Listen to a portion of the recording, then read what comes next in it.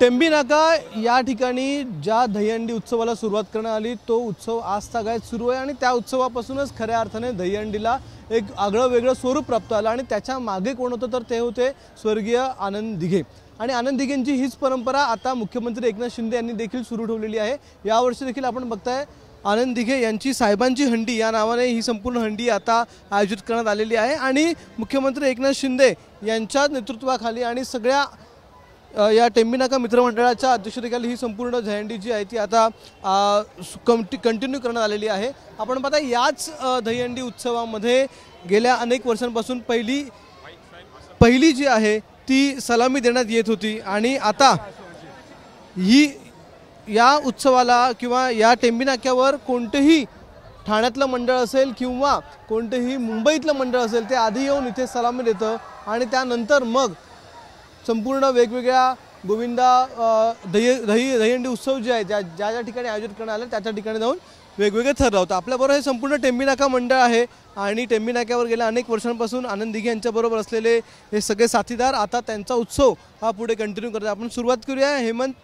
पवार यांच्यापासून। सर, काय सांगाल, या टेंबी नाका उत्सवापासून आपण सुरुवात झालेली होती, आनंद दिघे यांचा उत्सव होता, आज आपण बघताय एक खासदार तुमच्याबरोबर उभे आहेत, याच मंडळातून गेलेले आहेत, काय वाटतं या उत्सवाची परंपरा कशी आहे? सर्वप्रथम मी आज एवढं सांगतो की मुख्यमंत्री एकनाथ शिंदे साहेब याच टेंबी नाक्यावरती नवरात्रोत्सव असेल, दहीहंडी उत्सव असेल, ह्या महाराष्ट्र राज्याचं नेतृत्व करायला त्यांनी सुरुवात केली आणि तसेच आमच्या मंडळाचे मी समजा जिल्हा प्रमुख जरी असतील तरी पण मी कार्यकर्ता म्हणेल की ह्या मंडळाचे कार्यकर्ते आदरणीय नरेश मस्के साहेब ह्या मंडळाच्या माध्यमातून किंवा या मंडळाच्या साथीने आज तुम्ही बघत असाल की खासदार झाले। म्हणजे ह्या मंडळाची परंपरा, या टेंबी नाक्याची परंपरा, या देवीची परंपरा किती राजकीय कारकीर्द घडू शकते। जे ह्या मंडळाला विसरले, जे ह्या टेंबी नाक्याला विसरले ते माझे झाले आणि आता आमच्या बाजूला उभे आहेत ते आजी झाले। हेच सांगायचं आहे की ह्या टेंबी नाक्याची परंपरा उत्सव की तुम्ही बघत असाल की गल्लीपासून ते दिल्लीपर्यंत या मंडळाचा म्हणेल, या देवीचा म्हणेल महिमा सर्वांना प्रचलित आहे। तर आता जसं की हेमंत पवार म्हणाले याच मंडळाचे तुम्ही कार्यकर्ते आहात, आज याच संपूर्ण ठाण्याचे तुम्ही खासदार झालेले आहात, ही जी चढती पायऱ्या आहेत या तुमच्या करिअरच्या किंवा राजकीय क्षेत्रातल्या या मंडळा पण सुरू झाल्या, या दहीहंडी पण सुरू झालेल्या, अनेकांना या दहीहंडीने खूप मोठं नाव दिलेलं आहे, आज महाराष्ट्रातलं नाव आहे, त्यापैकी एक आपले मुख्यमंत्री देखील आहेत, तुम्ही देखील आहात। तर या दहीहंडीचं यावर्षीचं आपलं काय वैशिष्ट्य सांगाल किंवा यावर्षी काय काय होणार आहे, किती बक्षिसं आहेत, सलामी इथे दिली जाते, तर कशा प्रकारे या दहीहंडीची परंपरा आहे?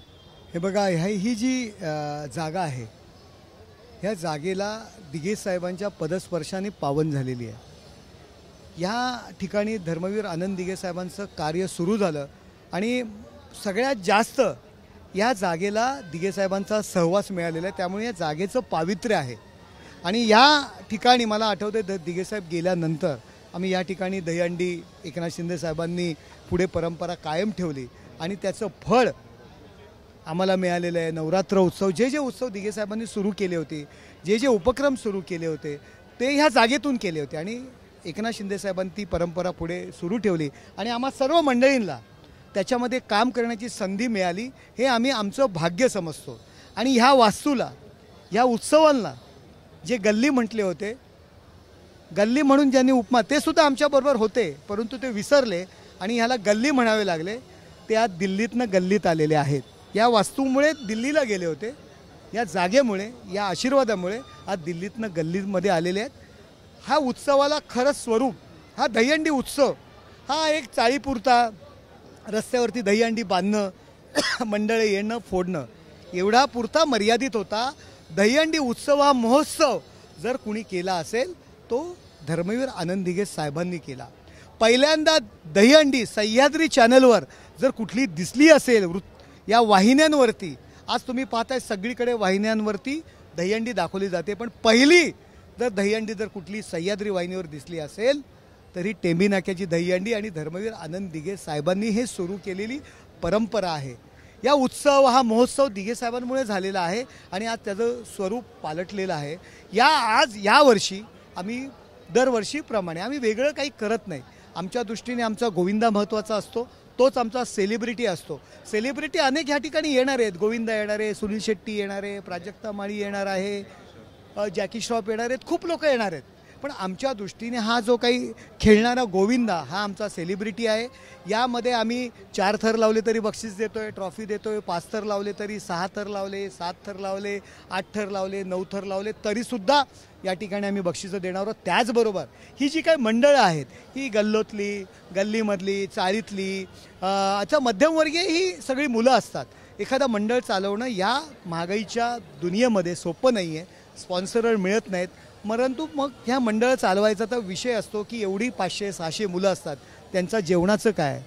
मग तो हातभार उचलण्याचं काम, खारीचा वाटा उचलण्याचं काम आमचं टेमिनाका मित्रमंडळ करत असो. या ठिकाणी सर्व गोविंदा पथकांकरता जेवणाची व्यवस्था, जी मंडळांवरती मोठा भार असतो, ती जेवणाची व्यवस्थासुद्धा आमच्या मंडळातर्फे केली जाते. आणि येणारा प्रत्येक गोविंदा आमच्या दृष्टीने महत्त्वाचा आहे, तो आमचा सेलिब्रिटी आहे. तर या टेंबिनाका मित्रमंडळाला जी परंपरा आहे ती परंपरा सुरू ठेवण्याचं काम हे या संपूर्ण टेंबिनाका मित्रमंडळातर्फे करण्यात येते. आणि यावर्षी देखील लाखोंची बक्षिसं या मंडळातर्फे देण्यात येतात. मुख्यतः अनेक सेलिब्रिटी देखील येणार आहेत. पण मुख्यमंत्री एकनाथ शिंदे हेच या संपूर्ण टेंबिनाका मित्रमंडळाचं वैशिष्ट्य आहे. त्यांच्याच नेतृत्वात हे सर्व उत्सव जे आहेत ते सुरू ठेवण्यात आलेले आहेत. थोड्याच वेळात या संपूर्ण उत्सवाला सुरुवात होईल. कॅमेरामन विनय अक्षय भाटकर, एबीपी माझा, ठाणे. एबीपी माझा, उघडा डोळे बघा नीट.